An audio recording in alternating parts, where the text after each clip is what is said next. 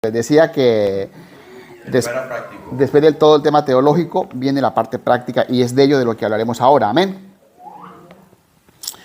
Dice el versículo 1 del capítulo 12. Así que, hermanos, os ruego por la misericordia de Dios que presentéis vuestros cuerpos en sacrificio vivo, santo, agradable a Dios, que es vuestro culto racional, ¿no? Fíjate que es un texto, una frase muy fuerte, así que, bueno, hace conexión con lo anterior. O sea, esto es una idea mía.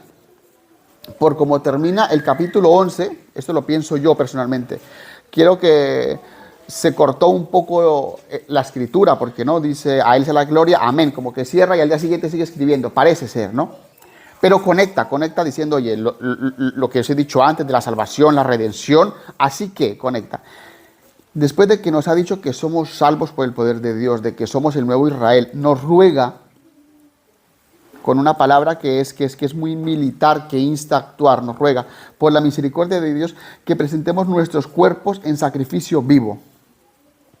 Cuando buscamos quizás el griego original de estas palabras, esa palabra vuestros cuerpos, hay varias palabras para cuerpo, ¿no? Está ese cuerpo material. Pero aquí concretamente vuestros cuerpos, se refiere a una palabra más completa que es el todo tuyo. Es decir, tu cuerpo, tu espíritu, tus huesos, todo en tu esencia. Y efectivamente, no podemos ser evangélicos solo del cuerpo y nuestra mente corrompida o viceversa. Porque pasa eso, ¿no? Hay hermanos que dicen, no, yo por dentro soy cristiano, pero por fuera quizás me he visto como me da la gana, pues porque el Señor mira mi corazón. No, o sea, el todo nuestro, nuestra alma y nuestro cuerpo tienen que mostrar que realmente somos un sacrificio vivo. Sacrificio vivo en contraposición del sacrificio del Antiguo Testamento, que era un sacrificio de un animal muerto, ¿no? Con el cual se limpiaba el pecado del pueblo. Pero aquí, o sea, usted y yo somos un sacrificio andante. ¿Por qué? Porque con nuestra vida, con nuestra santificación, con nuestro esfuerzo, estamos rindiéndole culto a Dios, que es la esencia de este versículo. Somos un sacrificio vivo, santo, porque hemos sido santificados por la sangre de Cristo. Le agradamos a Dios y eso es lo que al Señor le agrada, que nuestro día a día esté demostrando con los frutos lo que el Señor hizo por nosotros. Es realmente maravilloso, ¿no? Cuando estudiamos el Pentateuco vemos el simbolismo del sacrificio, pero ya entendemos que el sacrificio fue hecho una vez por Él, ¿no? Y nosotros damos frutos con nuestro cuerpo de que realmente el sacrificio que Él hizo fue efectivo y que somos, como dice los evangelios, somos luz en medio de las tinieblas. ¿Amén? Amén. El versículo 2 dice algo que es realmente muy claro. No os conforméis a este siglo, sino transformaos por medio de la renovación de nuestro entendimiento. No os conforméis a este siglo. Así una lectura dirán como así, como que no os conforméis al siglo I. No, bueno, esto se refiere al mundo, no al pecado. Y quizás la traducción más correcta para no os conforméis es no os amoldéis. Y esto en la España del 2024 lo tenemos clarísimo. El gobierno, la sociedad, nuestros vecinos tienen un patrón de personas, ¿no? Una persona pues, que quizás que acepta el pecado, una persona que vive del que dirán. Oye, y lo que nos está diciendo el Señor es que esos patrones que afuera son normales no pueden ser nuestros patrones. Y pensaba yo, ¿no? La humanidad tiende a ser así. Es decir, miremos un poco rápidamente la historia de España. Cuando fue invadida por musulmanes, pues ya la religión imperante tuvo que cambiar y amoldarse, ¿no?, a los musulmanes. Los católicos huyeron o se convirtieron al Islam o vivieron una vida media. Luego vinieron otra vez la Reconquista, sacaron a los musulmanes y entonces ya volvió otra vez la gente al catolicismo más puro. Luego de ello, es decir, la sociedad tiende a moldarse a lo que toca, ¿no? Y el mejor ejemplo de ello pues es quizás las guerras de la Segunda Guerra Mundial. Vemos, por ejemplo, cómo la sociedad alemana empezó a amoldar su pensamiento al de Hitler. Perseguían a los judíos, perseguían al que pensaban que era el menor. Los humanos somos muy dados a amoldarnos a la sociedad, ¿no? Los humanos, si hasta hace poco, en la España de hace 40, 30, 35 años, entendía la sociedad como una verdad que el homosexualismo no era correcto, ¿no? Porque, tal así que las leyes no permitían a una pareja del mismo sexo casarse, ¿no? Hasta hace más años atrás, la sociedad y las leyes entendían que una madre no podía abortar a su hijo, porque era un ser vivo. Oye, pero ha cambiado y la sociedad se ha moldado. Entonces ya tú le preguntas a alguien de 15, 20 años que qué opina del aborto, pues le parece que es natural, que es normal. Al punto que la Constitución francesa lo incluyó dentro de sí y ya se estudia meterlo dentro de la Constitución española. ¿Para qué? Como para sellarlo, ¿no? Este es un ejemplo de cómo la sociedad cambia, ¿no? Según el devenir del enemigo. Oye, pero los cristianos redimidos por Cristo estamos llamados a no ser parte de ese grupo de la gente que se amolda. Y vendrán cosas peores, dice el dicho. ¿Por qué? Porque nosotros estamos llamados a transformarnos por medio de la renovación de nuestro entendimiento. Esa palabra transformaos, metamorfeo, es la misma que se usa para decir metamorfosis. Habla de un cambio interior. Si nosotros queremos ser de aquellos que no se conforman, tenemos que ser de aquellos que por dentro se están renovando y cambiando, ¿no? El mejor ejemplo de esto pues es la mariposa, que va a ser un gusano. Tenemos que estar cambiando todo, como nuestro entendimiento, a través de la palabra, a través del estudio, a través de la comunión de la iglesia. Para no amoldarnos, tenemos que transformarnos y para así comprobar cuál es la buena voluntad de Dios. El Evangelio es de comprobarlo. Ayer en el grupo Crecer, en Logroño, hablábamos de que el Evangelio tenemos que vivirlo, podemos dar para dar testimonio. No podíamos decir que el Señor hace milagros si no hemos experimentado un milagro. No podemos predicar que el Señor cambia las vidas si nuestra vida no ha sido cambiada. No podemos decir que el Señor rompe cadenas cuando estamos arrastrando muchas cadenas, ¿no? Mis hermanos, es absolutamente necesario transformar nuestro entendimiento a través de la palabra. ¿Para qué? Para poder comprobar y luego de comprobarlo testificar cuál es esa voluntad de Dios que es agradable y perfecta. A veces nuestra vida secular, yo siempre lo digo, nos erosiona nuestra vida cristiana. Y de ahí el constante trabajo de la renovación interior, ¿no?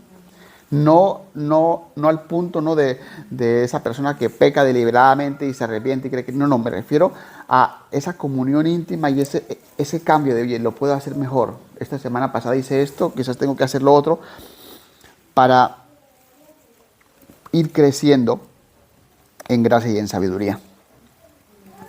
A partir de ahora,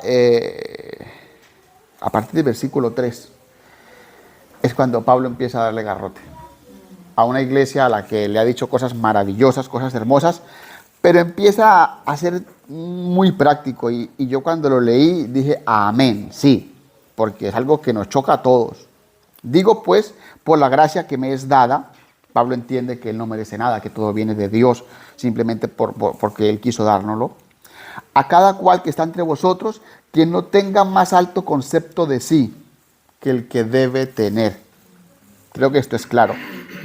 Nos pasa a muchos, a los que Dios nos ha dado ciertos privilegios o nos ha permitido quizás hacer ciertas cosas, se nos puede subir a la cabeza el tema. Y aquí es un baldado de agua fría, para que dice, a ver, calmadito, no pienses de encima de lo que tiene. ¿Por qué? Porque es muy común en la iglesia, pasaba en la iglesia de Roma y pasa en la iglesia de hoy en día. De un momento para otro, en términos seculares, se nos va la olla, ¿no? Y empezamos a pensar que porque tenemos una responsabilidad o porque estamos en un cargo o porque cantamos bonito dejamos de hacerlo. No, somos más o menos. Hermanos, la palabra es clara. Tenemos que tener una humildad increíble. Y aquí, si bien es cierto, el llamado es a que nos bajemos el concepto de lo que somos, es importante tener claridad sobre lo siguiente. El complejo de superioridad es malo, por supuesto, porque entorpece el funcionamiento de la iglesia, daña, desmotiva. Pero el complejo de inferioridad también lo es. Luego veremos que hay una palabra muy, muy práctica por ahí, pero el complejo de inferioridad puede venir por dos cosas.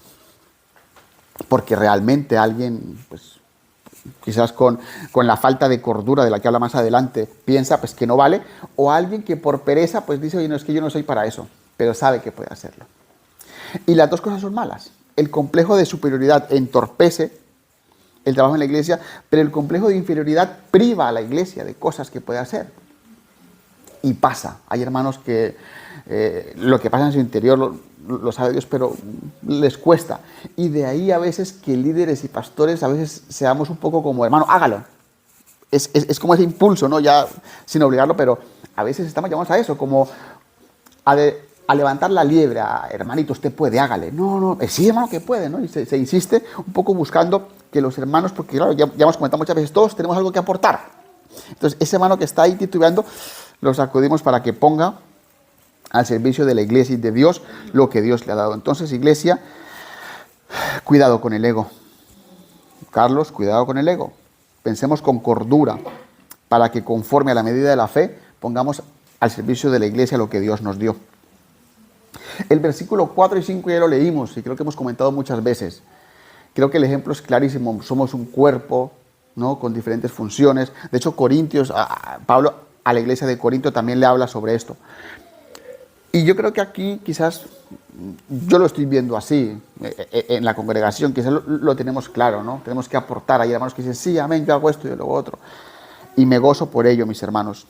No voy a hacer hincapié porque sé que cada uno de ustedes tiene total claridad de que tiene un don y de que lo tiene que poner para el servicio de la iglesia, porque todos somos miembros unos de los otros. Lo que sí quiero dejar hincapié es lo que dice el versículo 6 en adelante. Dice, de manera que teniendo diferentes dones según la gracia que nos es dada, si el de profecía, úsese conforme a la medida de la fe. El de profecía es un texto que genera muchos debates, ¿no? Yo creo que ya lo hemos comentado un par de veces, pero profecía en su griego original habla de hablar hacia afuera. Algunas veces temas futuros, pero otras veces exhortación. Es decir, Isaías, Jeremías, los grandes profetas, muchas veces hablaban de temas futuros, van a ir presos en años, pero muchas veces hablaban de exhortar al pueblo. De hecho, la mayoría de las veces exhortaban al pueblo. Mi hermano, si a usted Dios le dio el don de exhortar al pueblo, hágalo conforme a la medida de la fe. ¿Cómo así conforme a la medida de la fe? Aquí no se refiere a esa fe salvífica, se refiere a que la exposición de la palabra se haga de acuerdo a la revelación que ha sido dada, que es un poco lo que hablamos antes. No podemos aquí venir a hablar de lo que yo pienso y de lo que yo creo, sino que hablamos de lo que dice la palabra de Dios. Que Dios nos guíe. Y si de servicio en servir, no, Gabriel, diaconía, o de servicio en servir. No siempre el que sirve tiene que ser un diácono. Aquí hay muchos hermanos que tienen el don de servicio. Lo he visto yo, lo he comprobado. Pues mis hermanos, síganlo haciendo con ese deseo único de servirle al Señor. El que enseña en la enseñanza. También sé, me consta que hay hermanos aquí que tienen ese don de explicar la palabra. Yo he recibido consejos. Uno dice, oye, sí, amén, es verdad, ¿no? Yo no lo he visto por ese lado. Pues bendito sea el Señor. Gracias a Dios por ellos. Y el que exhorta en la exhortación. Esto a veces cuesta más. Nos cuesta más, pero fijaros que la palabra, el que exhorta, ¿no? La palabra exhortar, paracaleo, pastor, les suena, ¿no? Paracaleo, no es solo la primera acepción que tenemos, que yo lo exhorto, que a mí me pasa a veces, digo, yo lo exhorto, no. Tiene fundamentalmente tres acepciones en el griego original, que es consolar, que es rogar y que es alentar. Es decir, la exhortación a veces es empujar. Es ese hermano que está desmotivado, que tú lo ves, que deja de congregarse, que está mustio, hermano, ¿qué pasa? ¿Le pasa algo? ¿Le puedo ayudar? Empujar. Y también es frenar. Hermano, pasa algo, ¿no? Ese hermano que tú ves que actúa quizás de una manera que no es correcta, pues tienes que frenar su comportamiento. La exhortación, mi hermano, es un don fundamental. La iglesia necesita que hayan maestros que enseñan a la mente, pero hermanos que exhortan al corazón. Fijaros lo bonito. El que enseña es quizás a veces eso más teológico, más práctico, ¿no? Pim, pam, lo que hace el hermano Gabriel por las mañanas. Y te quedas todo. Amén, sí. Pero luego esa exhortación es a veces eso más íntimo. Y las dos cosas son necesarias. Y en la iglesia tiene que haberlo. Bendito el Señor por los hermanos que enseñan, pero bendito Dios y gloria a Él por los hermanos que en la intimidad, que con una llamada, que con un WhatsApp, te exhortan, te alientan, te empujan. Si usted es uno de los que ha sido exhortado, dele gloria a Dios. Y si usted es de los que exhorta, denle gloria a Dios por ello. Amén. De lo que han recibido, den. No, aquí no nombramos, así como se nombra diáconos, no se nombra delegados en exhortación. Tenemos que serlo todos.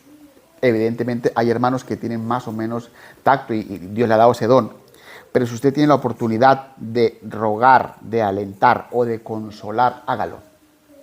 Hágalo. No lo sabe usted por casualidad. Lo sabe porque el Señor quiso que usted lo supiera y actúe en consecuencia. El que reparte con liberalidad. Aquí ya a veces esto nos cuesta más, ¿no? El que reparte con liberalidad. ¿Cómo así? Estamos hablando de 7 dones prácticos y uno de ellos es de repartir. Efectivamente, hay hermanos que tienen ese don. Hay hermanos que ven la necesidad y se duelen, comparten, y otros que no tanto. Ahora bien, tenemos que hacerlo todos, porque en Santiago se habla que la fe sin obras es muerta. Pero hermanos, si usted de esos que en la intimidad, a veces público, a veces en privado, participa para con el que lo necesita, hágalo de todo corazón. En Santiago, en Juan, habla de que es, el verdadero evangelio es eso, compartir con la viuda y con el huérfano. No tiene sentido venir aquí a alzar las manos, cantar, pero cuando podemos hacerlo y tenemos conocimiento y necesidad y no lo hacemos, ya le digo yo que puede cantar lo que quiera. La fe sin obras es muerta, como fruto de ella. Amén. El que preside con solicitud. Fijaros que aquí la palabra el que preside, ¿no? En nuestra cabeza viene el que está delante, el líder. Pero no siempre es como el pastor o líder, sino aquella persona que está encargada de algo, el que va delante de algo. Y aquí efectivamente hay personas que están encargadas de algo. Y nos dice que lo hagamos con solicitud. Esta palabra solicitud son esas palabras que todos entendemos, pero a veces definirlas nos cuesta. Hágalo con solicitud. Pues eso quiere decir que lo hagas con entusiasmo, con gusto y con rapidez. Mi hermano, el que está delante de un grupo de trabajo, el que está delante de un ministerio, el que está delante de la iglesia, si no lo hace con entusiasmo, con gusto y con rapidez, tiene que irse al espejo y decir, estoy aquí, ¿qué estoy haciendo y cómo lo estoy haciendo? Claro, el que está delante tiene que ser ejemplo. Y les digo esto para que nosotros, es decir, a veces, y pasa mucho esto, me pasa a mí, nos pasa a todos, la vara de medir que tenemos nosotros no la ponemos para con los demás, es decir, yo en mi ministerio, yo en mi grupo de trabajo, yo en mi grupo de lo que sea, me exijo igual que lo que le exijo al pastor. No nos pasa, ¿no? Es decir, no, pero es que el pastor no hace, no se mueve, no visita, y tú dentro de lo tuyo lo haces. Es decir, esto nos sirve para 2 cosas. Primero, para entender lo que Dios pide de nosotros, entusiasmo, gusto y rapidez, pero también para entender que a veces es duro, cuesta, y es fácil criticar y hacer. Amén. A mí me hizo reflexionar bastante. Y por último, de estos 7 dones prácticos que una iglesia como cuerpo, como todos miembros, funcionarios que trabajan, el que hace misericordia con alegría. Hacer misericordia. Hacer misericordia hace parte, pues lo que comentábamos un poco, el que reparte con libertad, el que hace misericordia con alegría, viene muy relacionado. Lo que hacemos como obra social, lo que hacemos como ayuda a un familiar, a un amigo, a un hermano, si no lo hacemos con alegría, es que no vale. Ya les digo yo que no vale, porque a veces nos pasa, ¿no? A mí, a veces decimos, oye, he colaborado en esto, y a veces esa persona no hace lo que yo quiero que... Pero tú lo hiciste para Dios. Es decir, en el momento en que lo que haces, dejas de hacerlo con alegría, para Dios no vale. Y tú no lo haces para que Dios te mire. Pero claro, Dios recompensa a cada uno según sea su obra. A partir de ahí, es importante que el que hace misericordia la haga con alegría. Fijaros que la esencia quizás de esa unidad liderada por Cristo, ese cuerpo,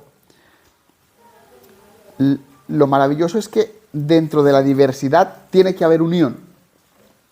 Fijaros que, si bien es cierto, los últimos dones como que se explicita, ¿no? El que reparte con liberalidad, el que preside con solicitud, pero al inicio Dice, el de servicio en servir, el que enseña en enseñanza y el que exhorta en la exhortación. Estos tres, que como que se repite, la exhortación nunca mejor dicho, de Pablo a la iglesia es que el que se dedica a algo, haga eso algo. Porque a veces nos pasa que queremos hacer de todo. Y efectivamente, un cristiano completo, integral, tiene que ser una persona que reparte cuando puede, que es misericordioso, que exhorta, pero es un principio de sumisión. Si en la iglesia a mí se me ha dado la bendición de ser el profesor de escuela dominical, no puedo estar rechistando que por qué yo no soy el que canto y por qué no soy yo el que visita. Es decir, primero, cuando Dios le dé algo, hágalo con alegría. Pero segundo, hágalo con orden. Si usted ya le dio algo, hágase algo y hágalo con alegría y con gozo. Que si usted es una persona que pasa muchas veces, gente que hace de todo, el Señor en su momento le dará otro don y lo ejercerá con cabalidad. Y luego otro don. Pero pasa a veces cuando las iglesias empiezan a crecer que hay hermanos que quieren hacer de todo y creen que ellos son los que hacen bien todo y nadie más lo hace mejor que ellos. Hay que tener cuidado. Una vez usted sirve fenomenal, enseña genial, ya quizás puede empezar a exhortar a la exhortación y a repartir. Pero Dios es un Dios de orden, mis hermanos. Y entonces, es un principio en economía, la especialización. Todos sabemos de todo, pero hay un hermano que es especialista en esto. Y es así cuando la iglesia funciona, o sea, dentro de la diversidad hay una unidad. ¿Por qué? Porque cada cual se esfuerza por hacer lo suyo lo mejor posible y la iglesia crece y se alimenta de esto. De estos 7 dones prácticos se habla poco. Se habla poco. Hay iglesias en las que los 9 dones más que muestran el poder de Dios, pero y estos 7 dones que permiten a la iglesia funcionar, que permiten que las necesidades se cubran, que permite crecer, que permite sanar, es más necesario que nunca. Pedirle al Señor que nos permita poner por obra aquello que Él nos dio. El versículo 9 ya nos habla de algo que a todos nos afecta. Y el que esté libre de pecado que tire la primera piedra. El amor sea sin fingimiento, mi hermano. Es claro. ¿Por qué? Porque arriba tenemos a alguien que examina nuestro corazón. Y humanamente es fácil repartir abrazos, cariño, pero el Señor nos invita a que ese amor que Él nos dio sea genuino. Y aquí tenemos 2 opciones.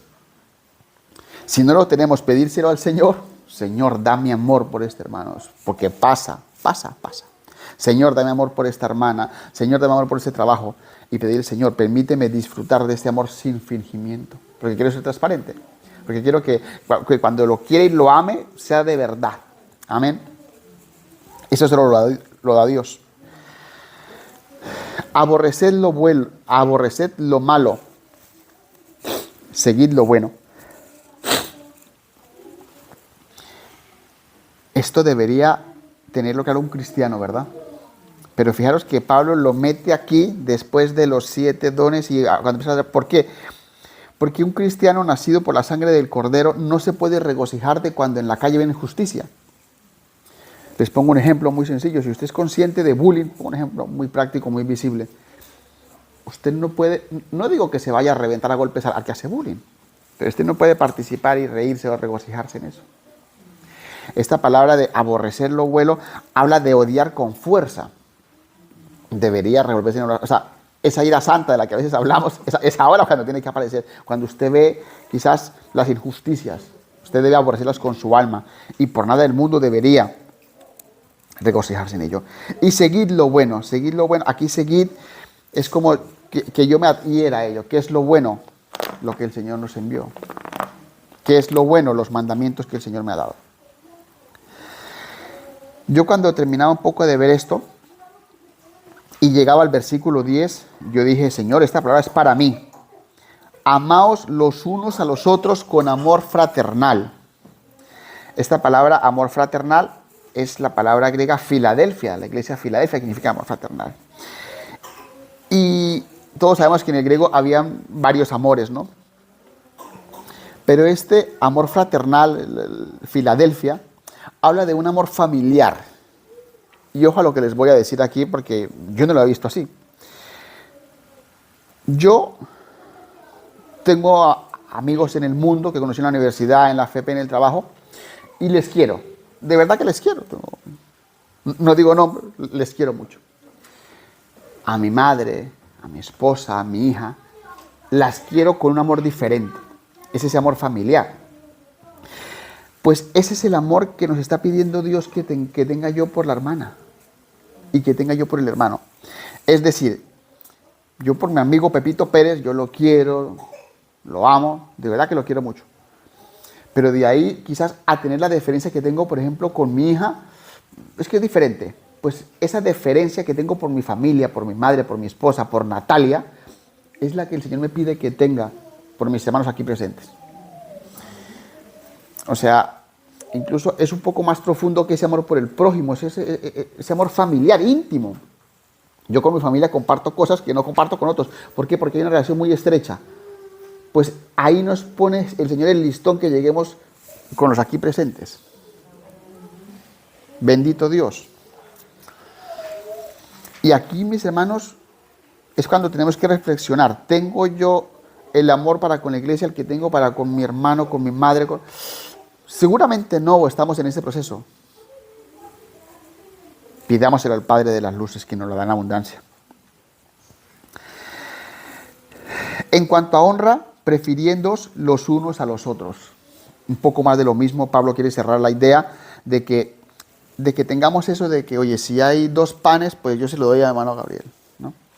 Si hay la oportunidad de compartir algo, pues se la dejo al hermano Johnny, el primero. Pero que sea del fondo del corazón. Eso es preferirlos, decir, que yo ponga lo que hablamos, creo que en la carta de Efesios, que yo anteponga las necesidades de mi hermano por las mías.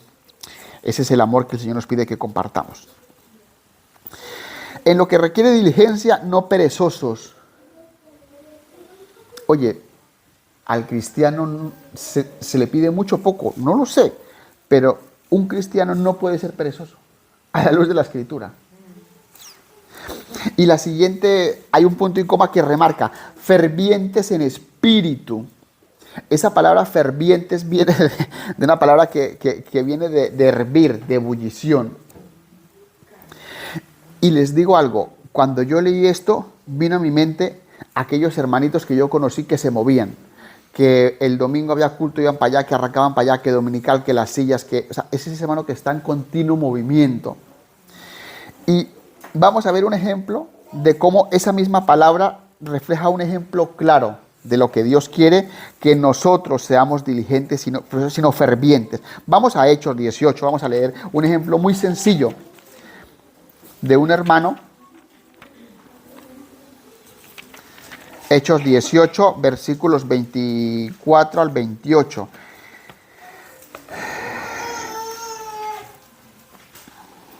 Apolos, decíamos antes, yo sembré, Apolos regó. Pero vamos a leer, sí, 18, del 24 al 28. Llegó entonces a Éfeso un judío llamado Apolos, natural de Alejandría, varón elocuente, poderoso en las Escrituras. Mira, él no tenía miedo a ser maestro. Este había sido instruido en el camino del Señor, y siendo de espíritu fervoroso, es el mismo vocablo griego que hablamos allí, hablaba y enseñaba diligentemente lo concerniente al Señor, aunque solamente conocía el bautismo de Juan. Fijaros, que aún le faltaba conocimiento, pero era un hombre de testimonio. Y comenzó a hablar ¿cómo? Con denuedo en las sinagogas. Pero bueno, Priscila y Aquila le dijeron, a ver, hay cositas que tienes que pulir, le tomaron aparte y les pusieron con claridad el camino de Dios. Pero él quería ir más, y queriendo él pasar a Acaya, los hermanos le animaron y escribieron a los discípulos que le recibiese. Y llegando allá, ¿qué? Fue de gran provecho a los que estaban por la gracia que habían creído.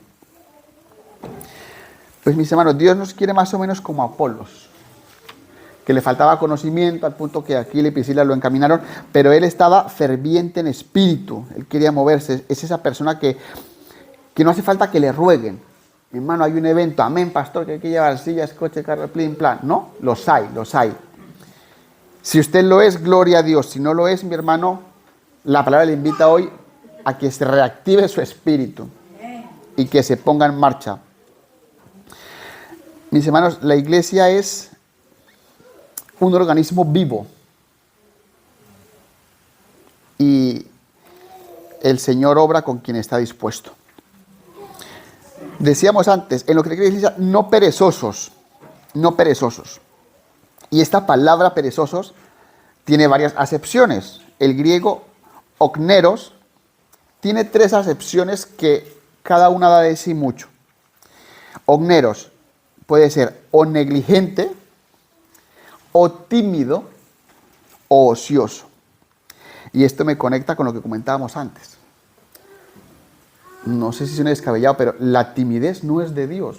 Dios quiere gente echada para adelante. Dios quiere que si hace falta algo, la gente, ¿no? Decimos en Santander, echaos para adelante. Aquí seguro que me lo entienden. La obra de Dios, mis hermanos, necesita gente ferviente en espíritu. Necesita gente que no sea negligente, que no sea tímido. Y es que a veces nos pensamos, yo me glorío porque en esta iglesia he visto cosas hermosas, pero a veces nos pensamos que los que trabajan tienen que ser el pastor y los diáconos. Nos equivocamos y pensamos así. Absolutamente todos tenemos que poner el hombro. Si realmente hemos disfrutado de lo que nos explica Pablo hasta el capítulo 11. Es curioso, pero claro, no estamos llamados a quedarnos sentados en la hamaca. Al contrario, estamos llamados a ser fervientes en el Espíritu. ¿Para qué? Para poder disfrutar lo que dice el versículo 12 del capítulo 12, que es un texto que yo me lo sé. ¿Alguien se lo sabe de memoria? Fue de los primeros que yo me aprendí. Romanos 12, 12. ¿Alguien se lo sabe? Fue de los primeros que me enseñó mi madre. Gozosos en la esperanza, sufridos en la tribulación, gozosos en la acción, Romanos 12, 12. Esa esperanza, esa esperanza que despierta en usted gozo, es la esperanza de la que hablamos en Romanos 5, es la esperanza de que yo sé que mi Redentor vive y que algún día me encontraré con Él y que seré salvo por su gracia. En eso nos gozamos. Y mientras nos gozamos en eso tenemos que sufrir porque aquí tenemos tribulaciones. ¿Cómo nos gozamos y cómo aguantamos la tribulación? Solo cuando somos constantes en la oración. No hay otra manera. No hay otra manera. Tú no puedes disfrutar de la esperanza si no has sufrido la tribulación, y todo ello no lo puedes vivir si no eres constante en la oración. Mi hermano, estos 12 versículos que hemos leído, a mí me llegaron dentro, en el sentido de que son temas prácticos en la vida. Habla del amor, habla del complejo de superioridad, habla de estar unidos, habla de que lo que tienes te tienes que ponerlo a Dios, habla de que no puedes tú levantarte todos los días a las 12 de la mañana, y más cuando hay un culto al que tú no has querido ir. No, estas cosas, pero es esa la realidad.